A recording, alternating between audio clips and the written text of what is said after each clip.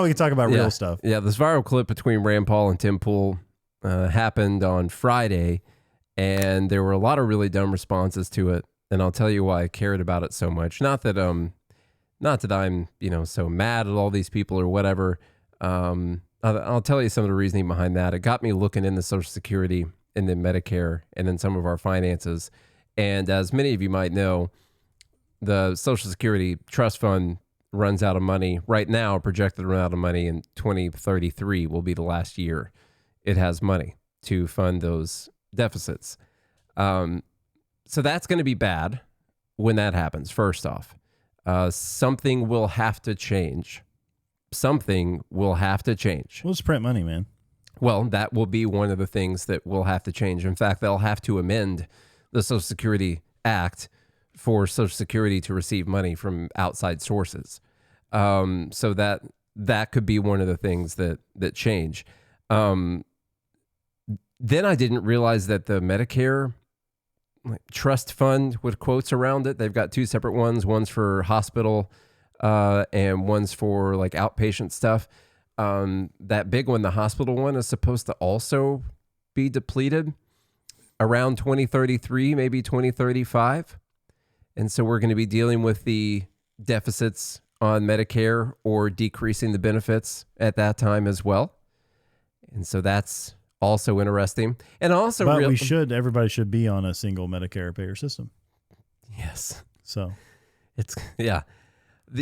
It might show you that they had the incentive to get that done before Medicare is destroyed in like the mid 2030s. They're like, oh, this is a super successful system. Let's not pay attention to the fact that it's about to run out of money right after Social Security. Mm-hmm.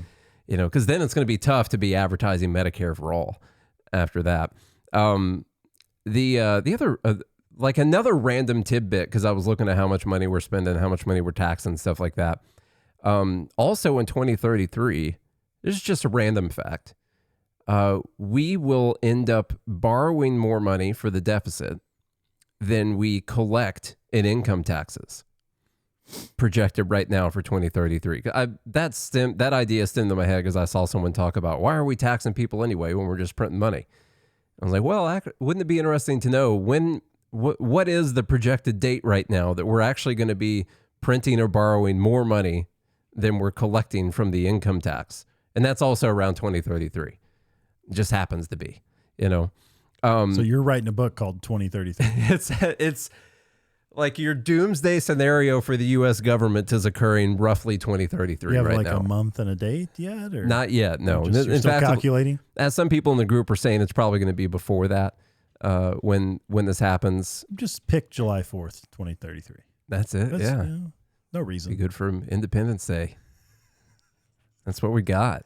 You awesome. Pretty much have a book going. You might as well release it. Dude, let me tell you what. I've read so much. Who all in the Fed Haters Club is in favor of Nate releasing a book titled 2023? 2033. That's what I meant. 2033.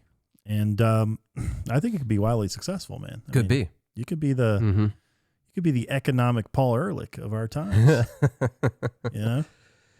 So for all these these wonderful programs, that might even get you on Piers. Yeah. Right next to Scott Horton. Yeah, I could do that. There you go. For all these wonderful programs to continue, something really big has to change, or they just have to not continue, which is like what we would argue is that they just don't continue.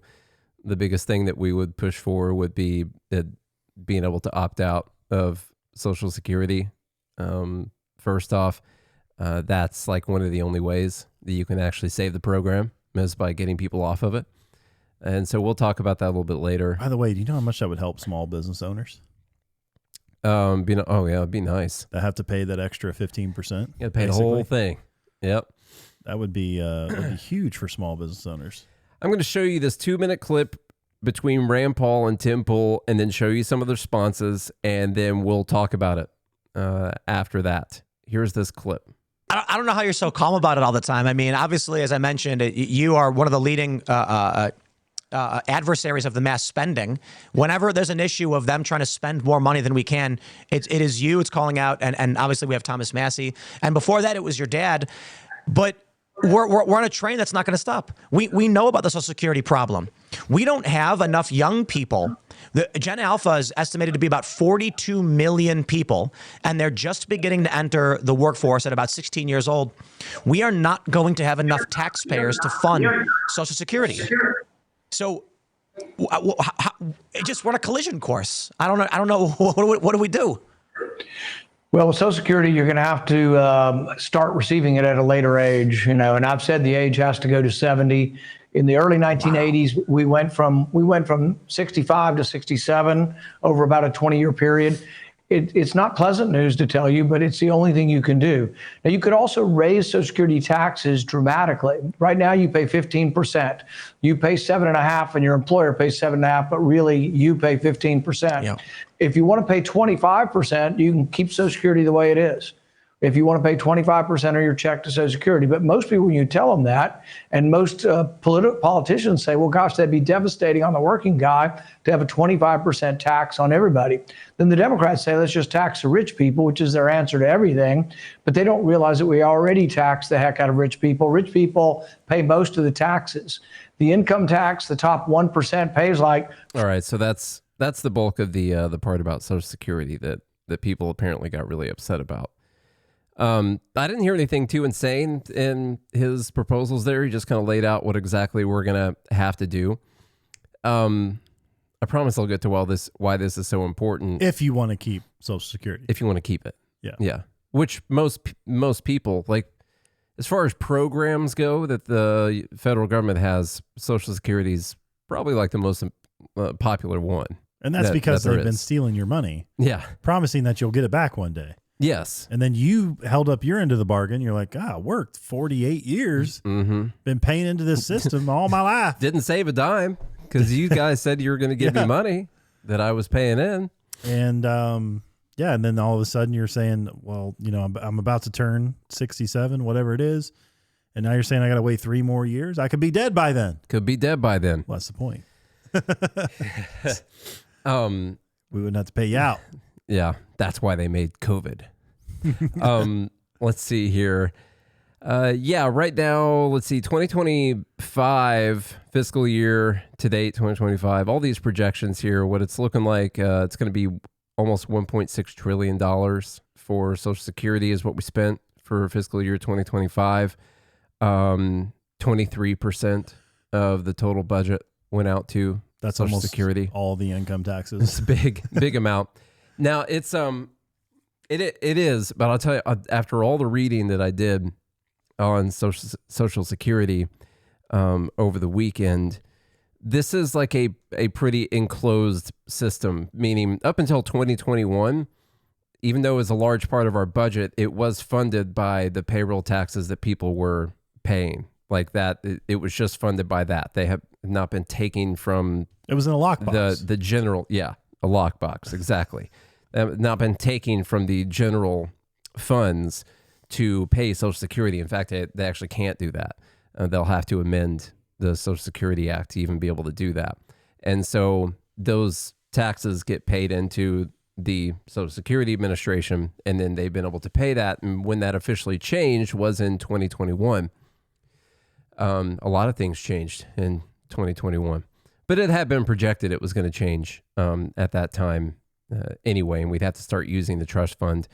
You can see these. I made some charts and graphs here. If you're watching us on YouTube, by income I mean taxation, and then by cost I mean benefits paid out on this thing, and then what the trust fund value is on this little bar chart here in the background.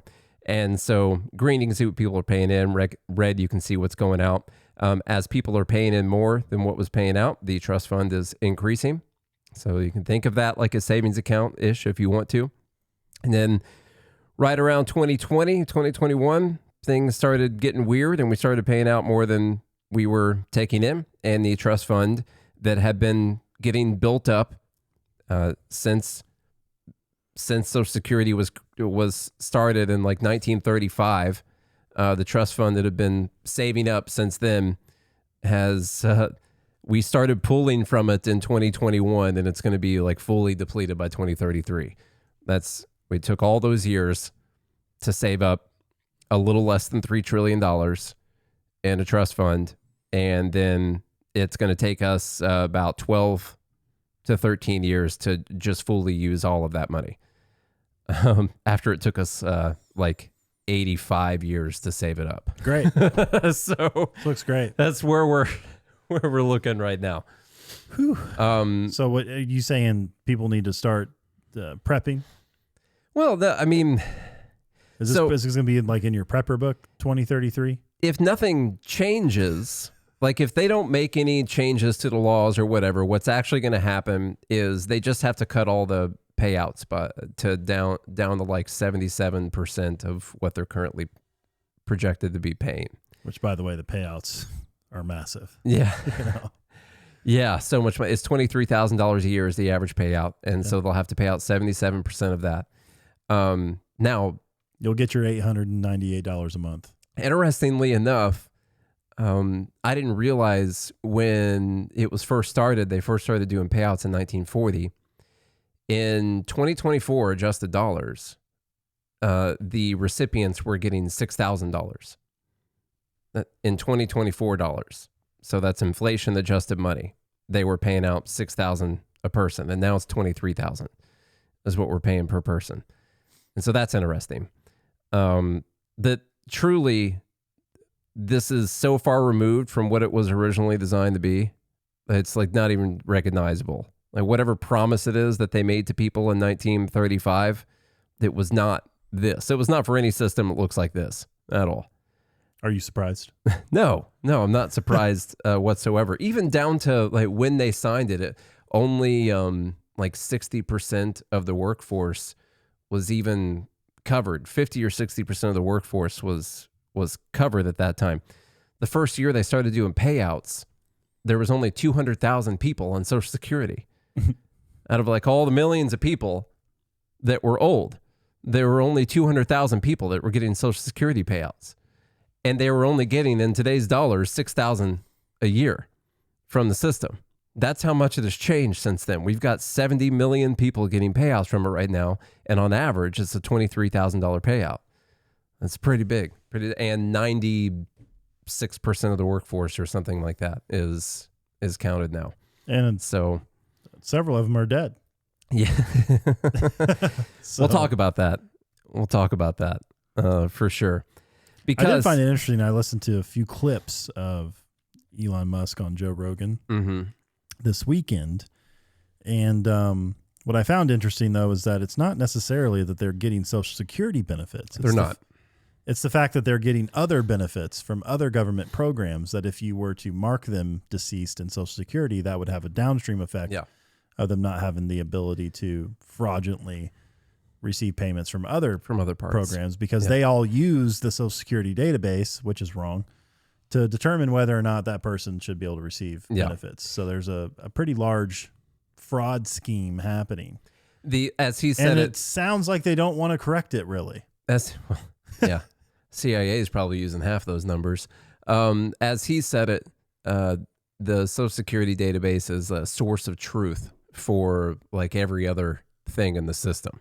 Like if it says you're alive and you have a Social Security number, then it starts from that being true, even if you're 250 years old. Oh, you were born in 1837. So, yeah, nice. What we will talk about, and something that people are not going to want to hear from me, because what I found from the biggest responses to Rand Paul over the weekend is that people really, really want to blame this problem on fraud.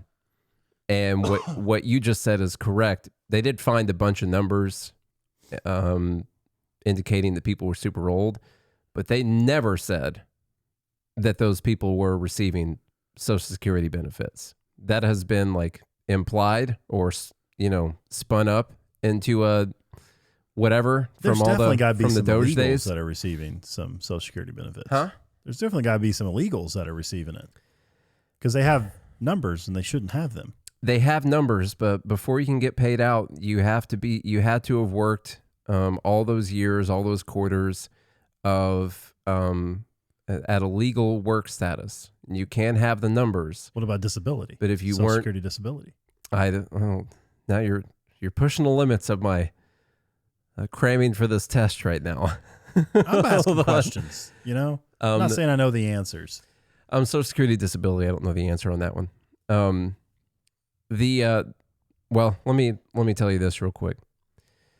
For this year, the deficit for Social Security is $181 billion. So that's going to pull from the trust fund that's got like 2.7 trillion or something left in it right now, something like that. That climbs to, by 2034, about $450 billion and full depletion of the trust fund at that time.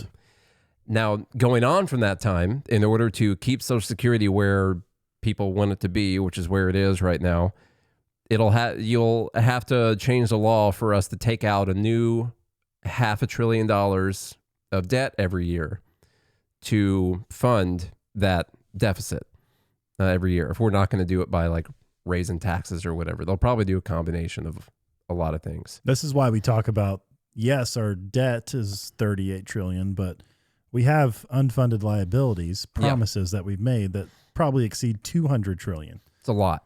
It's definitely a lot. It's so big. It's so big you can't even like fathom it. Mm-hmm. You know, it's insanity. I read through the trust fund report, which I tell you is just a real page turner. It's riveting beyond belief. Riveting content to go through. Yeah. And they're saying that the Medicare, the hospital insurance trust fund, is going to be depleted by 2033 also. So that's interesting. Sounds like a great name for a book that you're writing. That's nice. Crazy. Cat Turd had a weigh in on this. He said, "What a dick" to Rand Paul's suggestion. So that's extremely high helpful. level IQ feedback. The biggest post that went around, and let me get an update on how big this post is right now. Refresh the page. Let me see here. 10,000 reposts on this is from MJ Truth Ultra. Almost 4 million views. And this says, unbelievable. Rand Paul wants you to be 70 years old before you can collect Social Security or raise everyone's Social Security tax to 25% to keep it at 67. The life expectancy for an American today is 78.4 years. So he wants Americans to enjoy only 8 years of peace, if they're lucky, before they die. All the money we've been putting into that Social Security pot over the decades, where the heck is it? Our politicians have robbed us blind. The last part is true. They have robbed us blind, but politicians have robbed us blind. They haven't robbed Social Security blind. We hit the deficit on Social Security in 2021, and we'd only built up $2.9 trillion in the trust fund. And the deficits are so big over the next, from that time, the 13 years, those deficits are so big that they are going to deplete that entire $2.9 trillion in the span of 13 years. And that is the answer to what happened to the money. That's why math is racist. Yeah. Because when you do those numbers, it makes you feel bad inside. It feels like something racist just happened. Yes. Like a hate crime, possibly. Exactly. I like that time my neighbor cut my hair. Tried to sell me some Fent. Is that what they call it? I have no idea. I don't know. Sell me some Fent. Join the Fent Haters Club. Join gmail.com if you want to have the inside story on Nate's neighbor. What were we talking about here? Where's the money? I don't know. I'm lost now. There are some things that people have to realize. Now, I'm going to try and run through a bunch of these comments and then try to address them afterwards. And I just forgot. Well, I want to make a point though on our politicians have robbed us blind. I know you're saying essentially they set up a program. It's kind of been inside of itself, blah, blah, blah, blah, blah. But the problem is that it's a terrible program. Mm-hmm. It is a robbing program. It's a Ponzi scheme. Yes. Mm-hmm. It's no different than Bernie Madoff, promising returns to people that don't exist yet and trying to pay out with people that are paying in. And then eventually you inverse that. Eventually you have more people taking out than are putting in, and then it falls apart really quickly. Yes. And that's what happens every single time. So, and also you have the Social Security Administration fees and all this stuff that they're taking out of the pot. So that money really, it stays within the administration sort of. But at the same time, it is still robbing you because, and to think of it another way is if you had the freedom to utilize your if you work a W-2 job, that's 7.5% of your income, and put it towards something else that you think is more valuable, whether that's investing in the market that could generate an average of, 5 to 7% on the low end. So it'd be very low end. So you'd have much more money by the time you retire than you would ever get from Social Security. Or you wanted to do it, you wanted to invest in your kids or whatever. It doesn't matter. The sentiment is they're still robbing you blind. Oh, of course. I'll never disagree with them.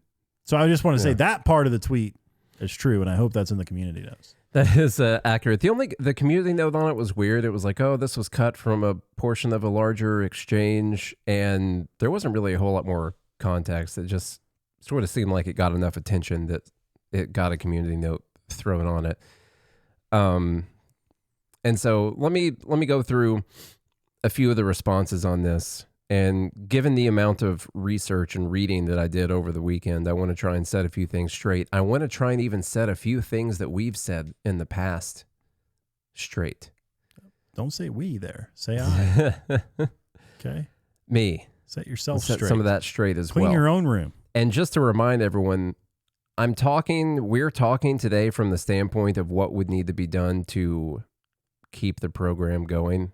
Neither one of us want to do that. We would both like to have an opt-out scheme of some sort. This is a Ponzi scheme. It is destined to fail. The only options that you're going to be presented with are options to push it further and further down the road and create a bigger and bigger problem. It's like kind of you're going to sweep it under the rug until the dragon eats you, essentially. Yeah, and just like the California forest fires. Yeah, exactly. You don't sweep your forest, and it all goes up in flames. The dragon eats you, yeah. Let's see. The Trump dragon. Yeah. This person says when Social Security was created, life expectancy was less than 65. Rand Paul is telling you what you're too emotionally stunted to accept. The sentiment is right. Hannah Cox kind of said the same thing. You were never meant to live 20 years on Social Security. That is accurate. I'm going to give some better stats on this as we get there. More critiques here saying, what's next? Raise the age to 75, 85, 100? It's our money. Stop stealing from it and giving it to the ineligible. Raising the full retirement age is not the answer, as you well know. This really gets the people's biscuits burning. Yeah, these are all very big posts. Most of these posts are bigger than any post that we've ever had, save the couple really big ones, It's really buttering people's biscuits up. It makes me really upset when I see that. Oven's just people getting hot. Like the dumber, less economically literate things you spew out, the more views it'll get, which it's all emotional, Nate. I know. The problem with us is that we're too logical. We gotta play more on the emotions, and we'd be a more popular podcast. Honestly, if I was still an alcoholic, we probably would be rich and famous by now. Yeah, because I would just be posting out the dumbest stuff. At least if I was still on Ambien. It's your fault, honestly, and I'll let you shoulder that blame. This person once again says it's our money. You've been paying money towards a Ponzi scheme. The money that you paid in has already been sent out to other people that were currently retired. That's how the program works. The money that you want to get paid out when you are in retirement is not related to the money that you paid in, except for the amounts they say you're owed. But that money is literally coming directly from people who are working. That month, you receive your benefits for that month. It came directly from people who were working that month. And then now the trust fund. Yeah, and then the trust fund, and then it's gone. Which is from people working previously. Yes. Let's see. This person says that they adore Rand Paul, but raising Social Security age is not the answer. The answer is to stop funding foreign interest. By the way, another person said is stop stealing it and giving it to the ineligible. Talk about that a little bit later. Stop funding foreign interest. Stop taxing the F out of the American people so they can grow independent wealth. Okay. You mean that's like fine. Stop taking Social Security tax? Yeah. That's not going to help save the program, by the way. But yeah, it'll help people in the long run. This is kind of an opt-out thing. Grandfather in those who've already been robbed of their earnings. Okay. Let's see. I'm trying to get down to You're for limited government, act like it. I mean, that's fine. If you want to do an opt-out thing, that's fine. I kept this in here because it said stop funding foreign interest. Once again, like the money we did in foreign aid. By the way, so this is one video of Rand Paul. It's also funny to see how ignorant people are. Rand Paul is probably the person who's most for getting rid of Social Security. Yeah, he would. Altogether. As far as people that are in the Senate or in the government altogether. He was asked a question on like, what do we do to stop the train wreck of a certain program? Yeah. And he basically said like, okay, well, if you want to save it, here's what you're going to have to do. Yeah. Or let's get rid of it. But if he went up there and started talking about getting rid of Social Security, then they really be mad. But now he's talking about what's going to have to be done to save it. This person says, I found a way to save Social Security without raising the benefits. Remove all those ineligible. Apparently there's millions of them. This is in response to a video of Kristi Noem talking about the immigrants that have been given Social Security numbers. I can go ahead and play that right now just so we don't forget about it later on. Here's what she had to say. This person says, all we got to do is remove those ineligible. He's brilliant. He's going to be working to make sure that individuals who got Social Security numbers in this country should be using them for the right things, and they shouldn't be on our benefit programs. You know, we have over 6,000 individuals that have been identified through their work already that have been on the terrorist watch list, that they are known criminals. How does that happen, Madam Secretary? How does that happen?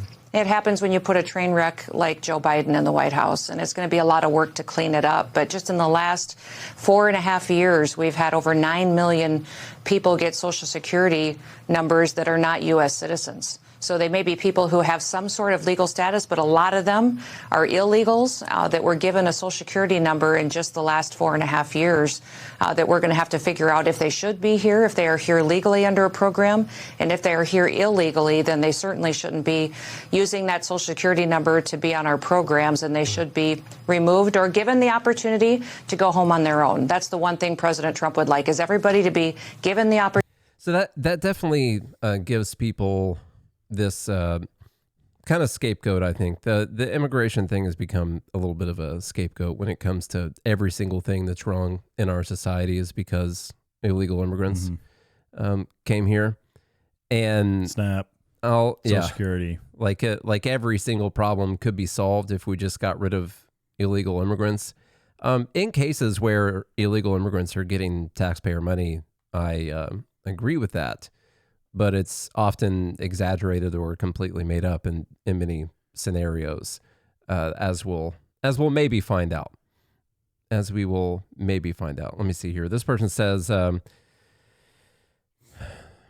this one talks about the lifespan again. That's going to be important for a little bit of our conversation later. And this person says the GOP should run on reducing the age of retirement and paying for it or saving Social Security by reducing money spent on illegals. So we should actually be guaranteeing people more benefits that we're going to be able to pay out based on getting rid of illegals. This person says you stole from Social Security for decades. There used to be this thing that went around saying that they were raiding the Social Security Trust Fund, or the trust fund had been raided by politicians. If anyone has any questions about how the trust fund works, I'm somewhat of an expert on this. So, well, tell us, Nate, how does the trust fund work? Are they not raiding the Social Security coffers to pay for wars and all kinds of things? So what happens are on years where they take in more money from payroll taxes than they pay out in benefits, it goes into this trust fund. It's called OASDI or something like that. I don't remember the letters for it. And the way that happens. Oh, by the way, this isn't like physical money going into like a box. Just so you guys know, these are numbers plugged in on a computer. Yeah. Well, they take those numbers and instead of just putting it like in a savings account or a lockbox, what they do is they buy special treasury securities with it. These are inflation protected securities from the Treasury. And when they buy those treasury securities, the money that they use to buy those bonds goes into the general fund at that time. Now, when we need to start calling in those bonds, say, hey, we're actually paying out more money this year than what's getting paid in, then they then have to turn around and use that money to buy those bonds back, and that money goes into the trust fund. You could say they're stealing from it or whatever, but it's never equaled. They took money out of it and it wasn't there anymore, and then they can fund less now than they would have been able to. It's still there on paper. Yeah, like in the ledger.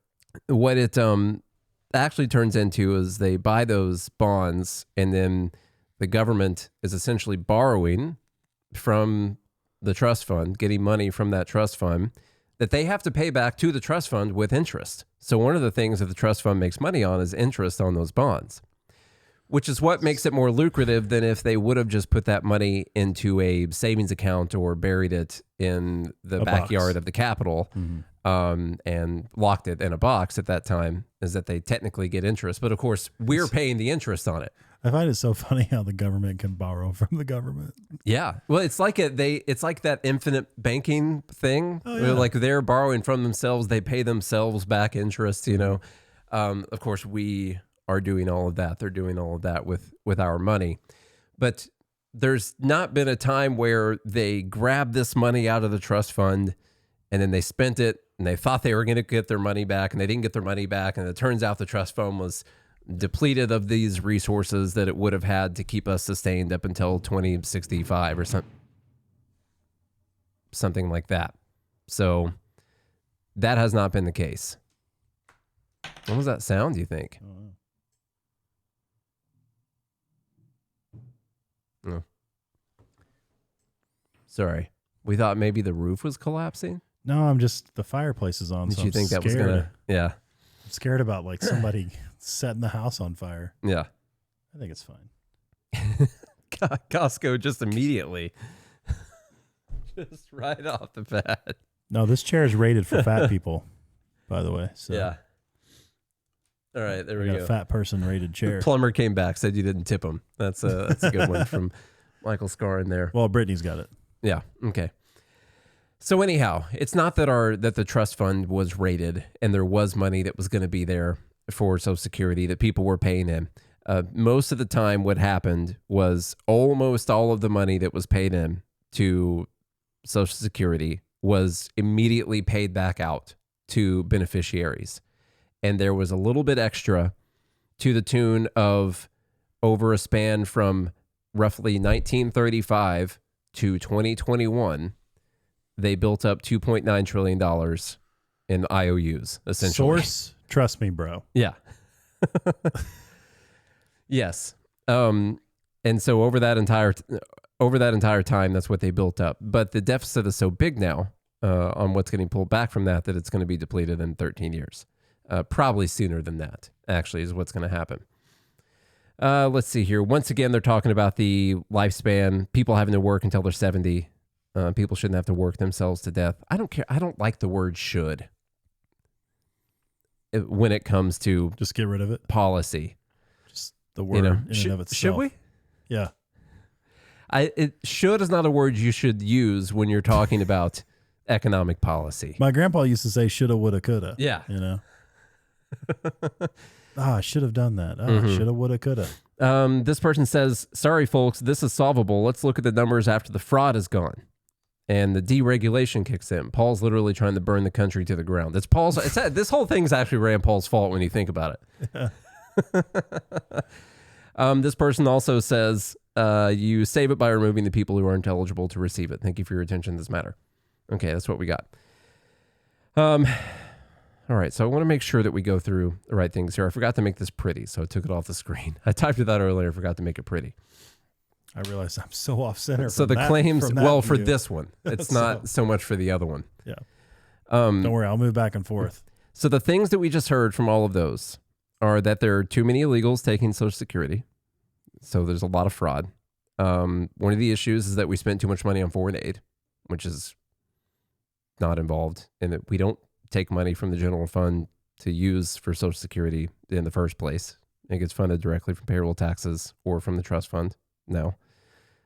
So I get it. I agree. We should stop all foreign aid immediately and ask for restitution. Honestly, reparations from those countries, I think we should get. From our own country, actually. Yeah, from our country should get paid back from all the countries that we've given money to, you know. Like all this time, I think we've given Israel like $300 billion over all this time. Well, heck, here in a couple of years, that'll almost fund the Social Security deficit for 1 year. If you took all the money that we ever gave to Israel, it would cover almost all the deficit for 1 year. Perfect. So, problem solved, right, everyone?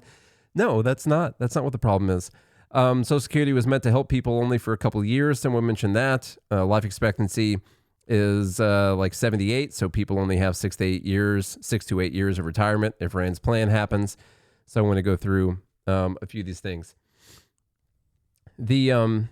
One of the more, do you want to do what the technical answer is for illegal immigrants first, or the life expectancy thing?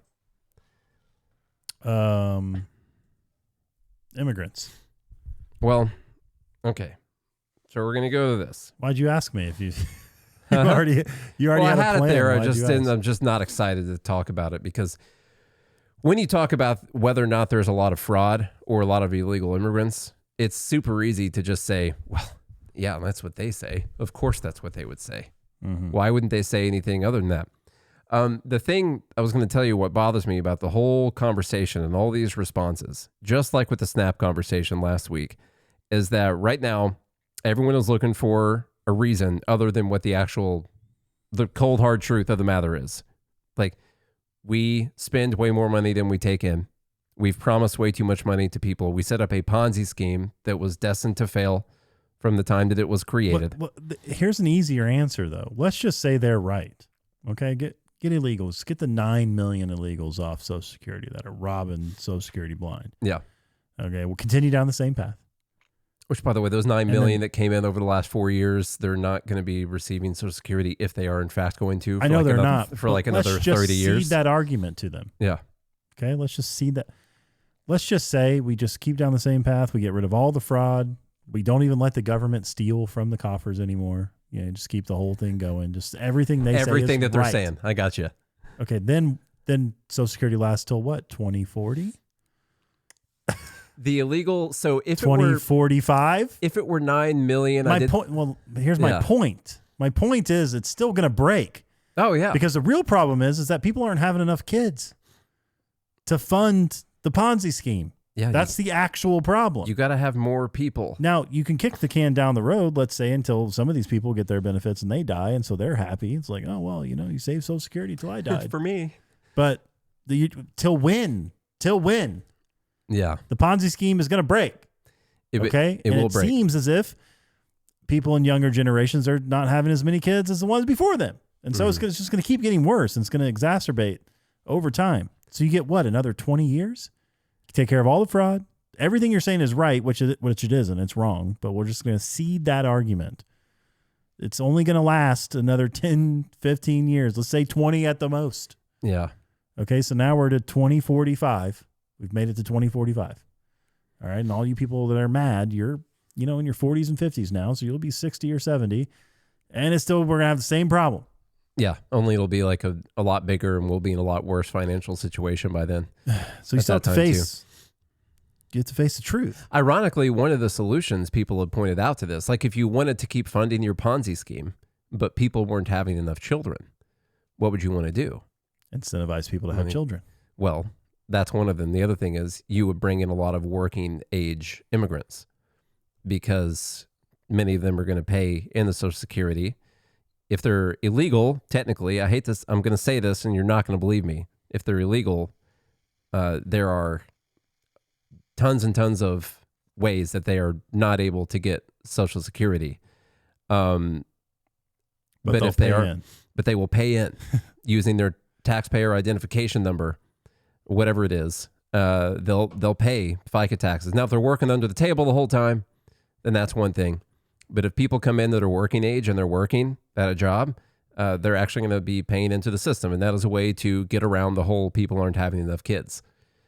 We've been trying to incentivize people to have kids now for a while, but as cost of living, inflation, stuff like that keeps getting worse, it's going to be pretty tough. Plus, as just the general culture declines and you hate this place more and more, it's tough to want to bring kids into that entire thing. Yeah.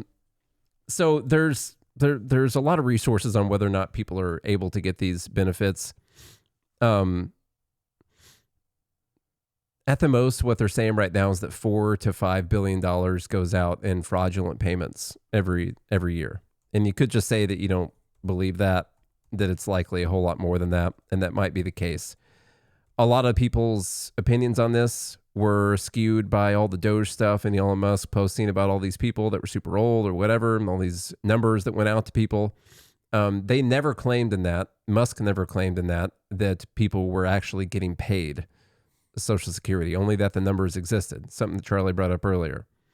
And there's like not any evidence that those people are getting paid. There are cases where they found illegal immigrants getting fraudulent Social Security benefits, like actual court cases where people got put in prison for fraud for a long time.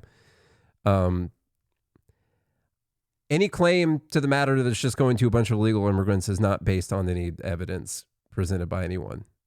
I'll tell you, other than look at all these Social Security numbers we issued, thanks to this plan that Trump started in 2017, where they more quickly gave people Social Security numbers when they came here and applied to work.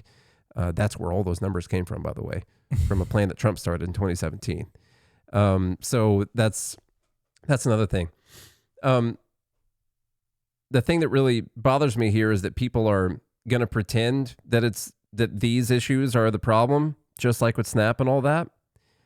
And then they're never actually going to solve the problem. They're going to get mad at eventually you're going to become so hardened that this is the source of the problem, that you're going to attack all the people who actually come out here and say, hey, I got a way to solve the problem. It's starting to remind me of something like a scene from Idiocracy or whatever, which I just watched for the first time a couple weeks ago. Or like in that movie, Don't Look Up, that Netflix movie where they're basically just telling there's a comet that's coming towards Earth and they're don't look up. And they're just telling people it's not happening. And eventually someone looks up and they're like, the hell's that? You know, yeah. Like that's what's happening right now with all these people. Like, no, there is an actual answer to this and everyone is choosing not to believe it. I remember I had someone I knew that wasn't very great at money. And, I'm not shaming anybody because I'm not the best with money either, but this particular person, and I think there's a lot more out there like this, just refused to look at their bank account because they were always worried that they were going to be negative. They were just like, I just won't look at it. I'm just going to swipe and hope. Mm-hmm. Swipe the debit card and hope it works. Hope it goes through. And I'm like, if you don't ever look like at reality, how can you make any decisions? You just you get so much anxiety by looking. Same premise, Mm-hmm. Anyway, I thought that was funny. And no, I used to do the same thing when I was broke. I just wouldn't look. Did you? Yeah. Ignorance is bliss. I always kind of knew, like in the back of my mind, what it was, what the running total was. And so it was kind of a joke with my friends. I would start to get nervous when my account got. I wasn't talking about you, by the way. I know. I would start to get nervous when my account would get down to $7. And that was always because they might take a fee, that monthly fee. No, it's because I needed to be able to buy like one more meal from McDonald's or a certain amount of McDoubles, something like that, or like a little bit of gas. And so like my reserve that I would get were like flash red was $7 in my account. And so before that, I was like golden, didn't really care about it. But $7, it's a very narrow amount of resources. I'm going to have to fix that somehow. But I just wouldn't look other than that. It's kind of like how I don't check my email. There's no one needing me to respond to them right now. Right? Gosh. I just don't look. Yeah. Problem solved. So you can empathize with these people. Yeah. Rand Paul's an idiot. I want to do the life expectancy thing so we don't take way too long today. I mean, we have to come back some other time and talk more about this because we have said some wrong things when it comes to life expectancy a bunch of times. I found this to be really interesting. There is an interesting stat on the previous page, though, that there are rising disability claims. Mm-hmm. There have been a lot of people who figured out how to game the system and just they can't work because their back hurts. Back hurts, yeah. Like, I don't know why. And by the way, if they try to work, then obviously they lose their disability benefits. So what's the incentive there? Like, why can't my 5'4" back carry 350 pounds? And then you really can't work anymore. Mm-hmm. So, and there are some people who truly need that. Let's not forget those people. Yeah, that is true. But I do think I agree with Clark. Disability should be an entirely different system. That would probably change things a bit. Mm-hmm. But you're still going to have the same problem. But I just want to call that out. Yeah. This is showing because of the difference. Really, it's the baby boomer generation that's retiring. That's what's actually happening. The baby boomer generation is 3 times bigger than the generation before it.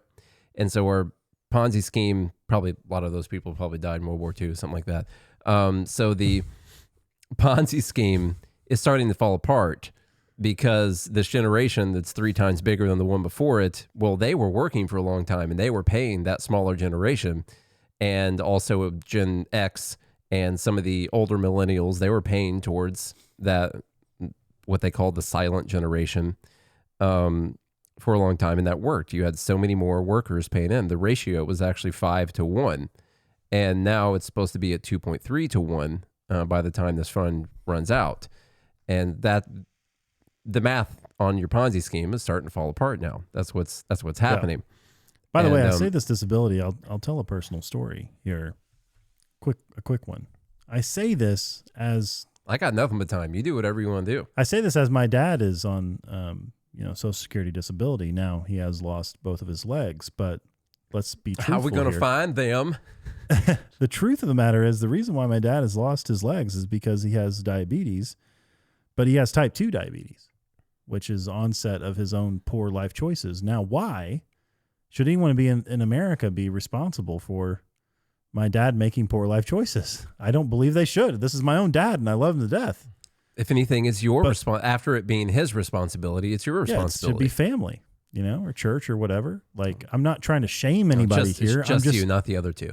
I'm talking about just like simple math, and I love my dad to death, and it sucks he doesn't have legs and all that stuff, but he is on disability, but it's his own fault. Mm-hmm. And that's why I joke around with him all the time.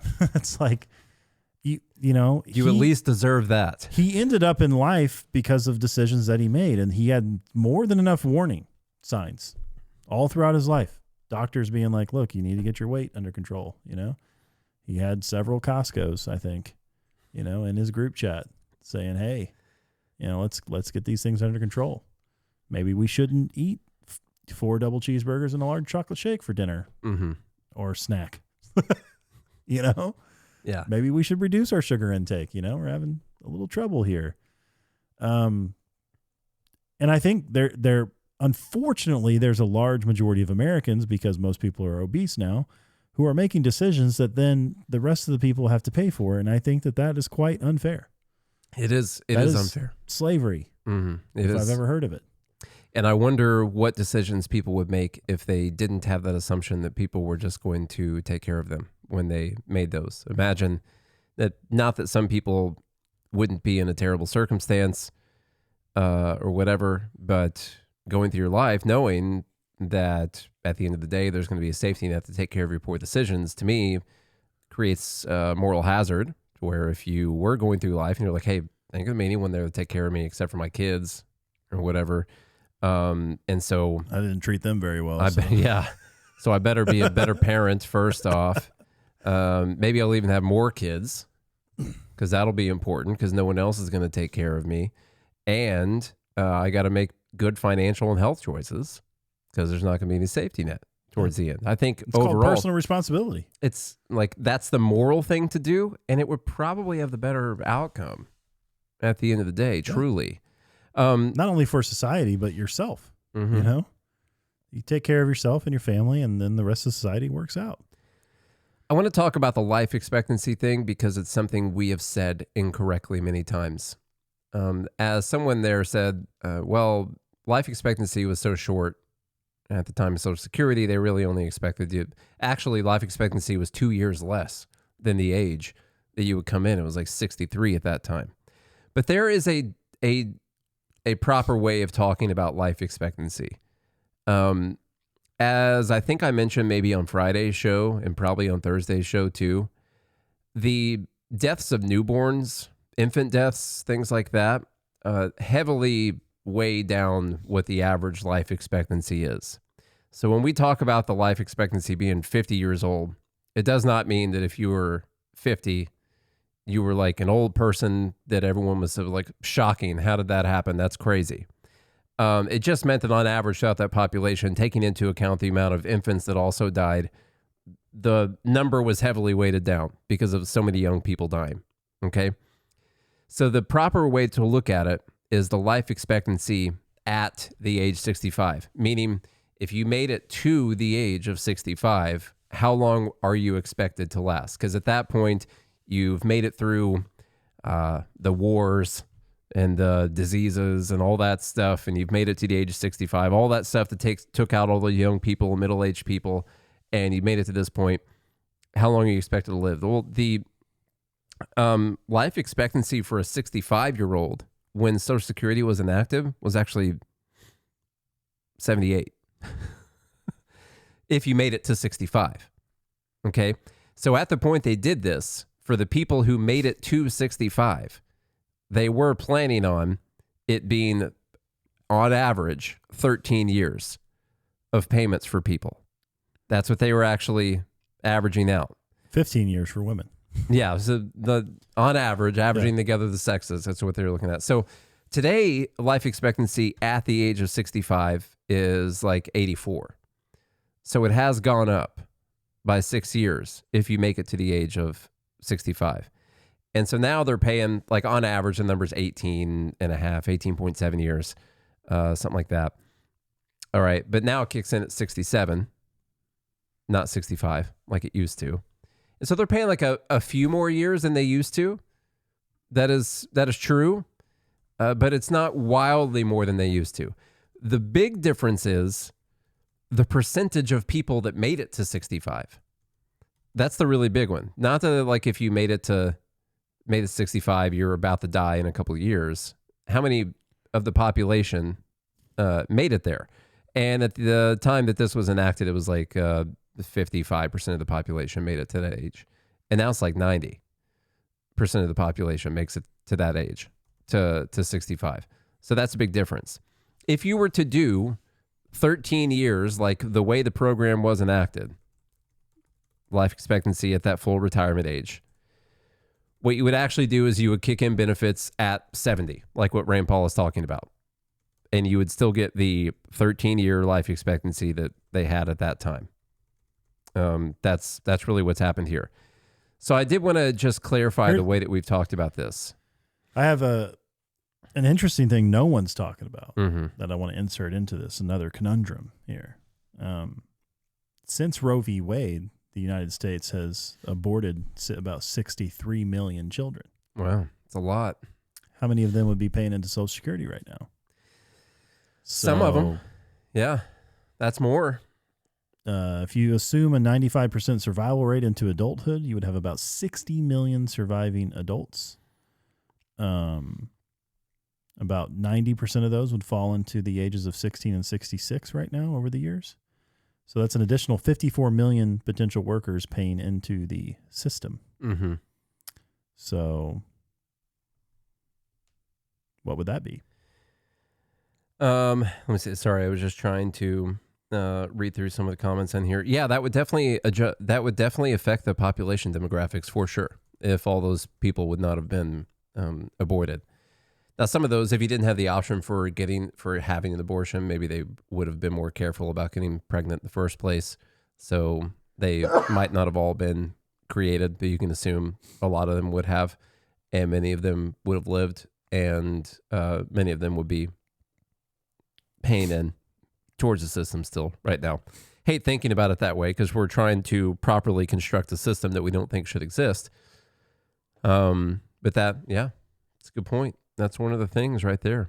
Maybe that's the answer to why the baby boomer generation was actually so much bigger, because they were not able to kill their kids. Yeah. I'm asking currently what the potential trust fund would be. You're going to have it do that calculation. Yeah, so it would be roughly 250 to 300 billion per year. That would hit the trust fund. Okay. Based on if we didn't abort. Yeah. Children. And we might have it's basically using roughly 25 to 30 million people paying into Social Security with an average annual wage. Making a lot of assumptions, obviously. A lot, yeah.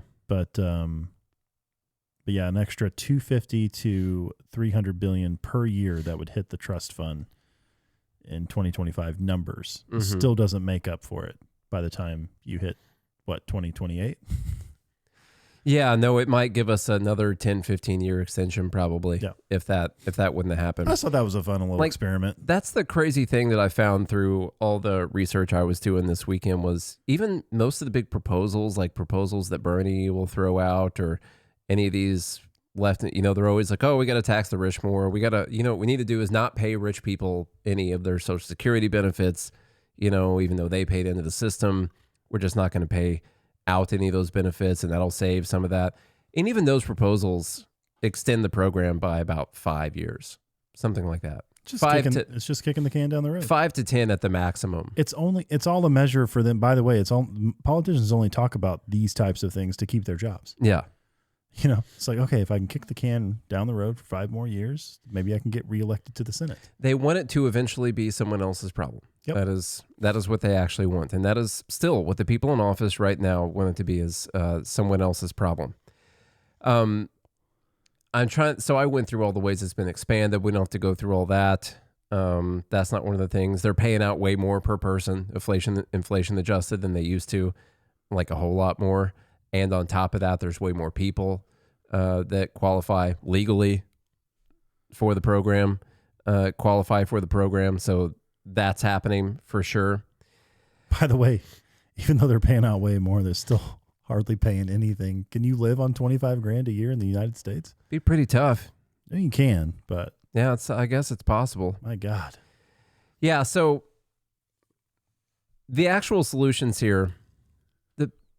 The thing that we're going to propose and that other people have proposed is not going to be what happens, just so everyone knows. We'll tell you, and we have told you, what our libertarian, logical, rational solution is for this program. And that is true, and that is the only way to actually dig out of it. We're not going to do that. That's not what's going to happen. We can push for it. That's fine. So more and more people will hear the gospel, but they're not going to convert overnight. What's actually going to happen is a combination of increasing the retirement age. That's going to be one of the things. Reagan did it. Reagan raised it from 65 to 67, increase the payroll taxes. In his second term? Faster. Well, that was like over a span of 20 years they did that. Yeah. Like you got to slowly make people upset. Just one more month. They had a month. Just a month at a time. It got a little bit later. And of course, people are grandfathered in to the program. And that's, by the way, what Rand Paul's talking about when he says it's got to be 70. He doesn't mean if you're 66 right now, we're just going to go ahead and bump it up to 70 and you're screwed. That's not what he's talking about. If you're getting benefits now, we're taking them back. Yeah, we're at 69 and you're getting it. We're going to take them away until you hit 4 70. years. That's not what anyone's talking about. 3 years. It's something phased in slowly over a long span of time. That's likely something they will do. They might not do 70 because going to a round, hard number like that is not, people don't like that. They'll probably do 69 because it's less than 70. Like the same way they'll make a price of something $1.99 instead of $2 because you literally think that that's a lot cheaper. And so that's probably what they'll do. That's what Elon Musk suggested. Raising it to 69. Yes. Yes, that's what he wants to do. They're probably going to raise the payroll taxes. That's going to happen. By the way, 20% would be or 25% would be another 10%. So probably split between employer and employee. Which you pay the entire thing. Yep. Regardless. It's just money that your employer doesn't pay you. So they'll probably do that. And they might adjust some of the cost of living adjustments, the way they do that. Like they had to adjust what they paid out for Social Security by 8.3% in 2023 because of that crazy inflation we had in 2022. Which, by the way, doesn't really cover it. It's not even full inflation. Now, it might be for people who, by that age, maybe you own your home or you're in a, cheaper place or whatever, Like for me, the full inflation didn't hit me, because we had already bought a house and I've already got my cars and all that. Like the COVID inflation did not You don't think it did not, but not fully. Oh, hang on. You don't think your neighbor moving in and all the things you've been through with that wasn't caused by inflation? What I mean is my monthly expenses did not increase by the 30%. The whole world revolves around economics, Nate. You know, all right. You don't think the economic situation is what led to that particular neighbor being able to move into your neighborhood? It affects everyone. Exactly. Okay. It affects everyone. Point. It does affect people differently, though. It does affect people differently.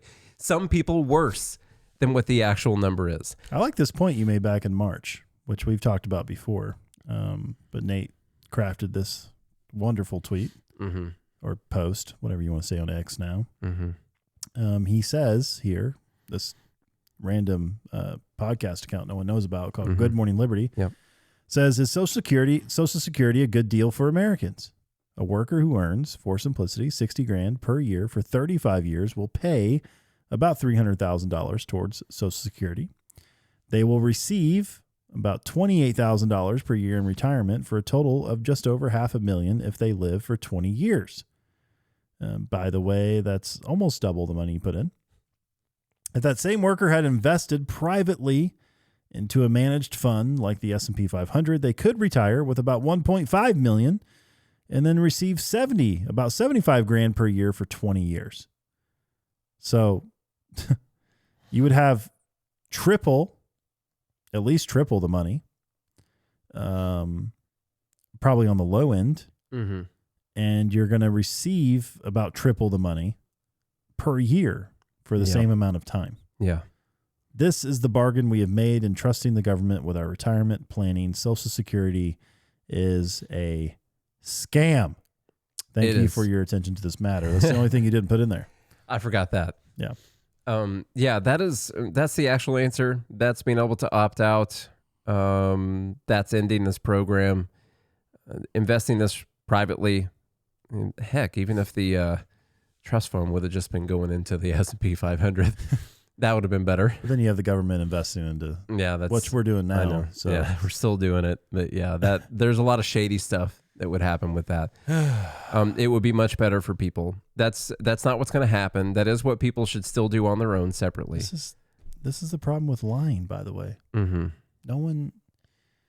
you lie to yourself, you lie to other people to make yourself feel good, and it makes reality worse.